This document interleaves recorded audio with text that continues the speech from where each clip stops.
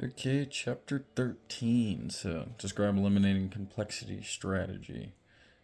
Um, so, eliminating complexity strategy is about modifying the environment or a context of the behavior to make it easier for a person to perform an action.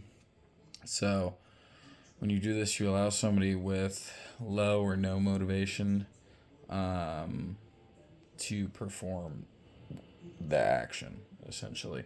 So, in the book, that kind of compares to zombies and how they repeatedly walk into something until you remove what's in front of them. Um, and that's essentially what we're doing is removing barriers for people to make a purchase. And it ties back to early in the book where we talked about system one and system two in our brain. And we like to stay in system one, which is kind of this autopilot. Makes it really easy to make decisions.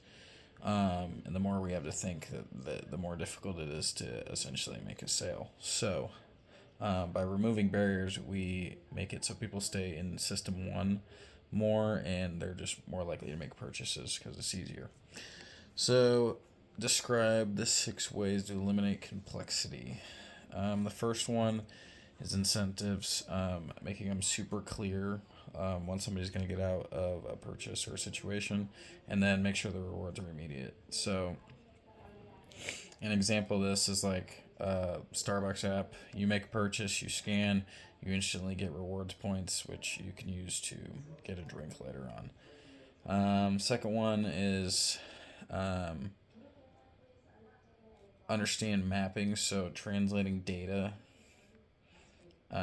to minimize the gap between representation of data and its meaning.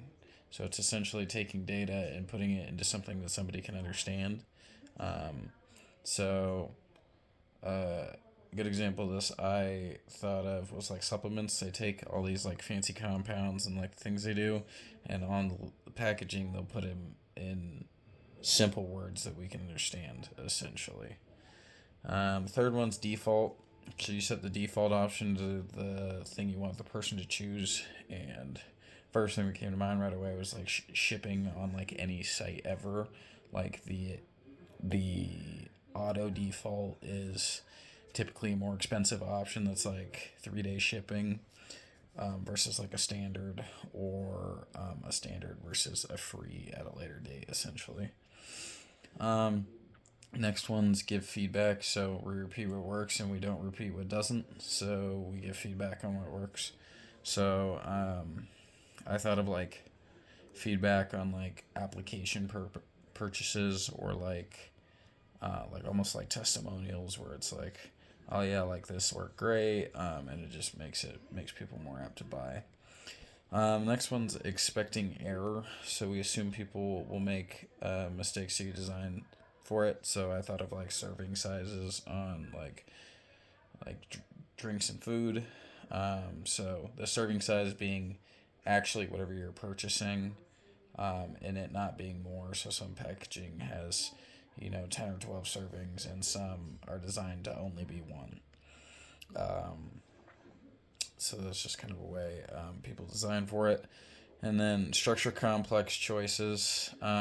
So minimizing choices and differentiate them as much as possible. So I thought of like the caffeine market, like you have all these choices, but when I thought about it, like really differentiated itself was like pre-workout. So you have like all these options to get yourself caffeinated for a workout, but like pre-workout came out specifically designed to take during like that segment of your time in the day essentially. So it kind of differentiated itself. They added some more stuff to it rather than just caffeine. It was like, okay, here, this is what it's for, so like this is what you buy it for essentially. And then how can we use this with the client? I thought the incentives portion was a good and easy one to implement. And I've kind of mentioned it before in some others, like some form of reward system. So like drawings, punch cards, raffles. It kind of makes people feel more satisfied, like when they purchase something, that they're getting something out of it more than just the purchase they made out of it. So by implementing like one of those kind of things, it should get people to like return to the brand because they might get a reward out of it, and just overall make people feel more satisfied with their purchase, which should obviously return them to the brand if they're feeling satisfied with what they got.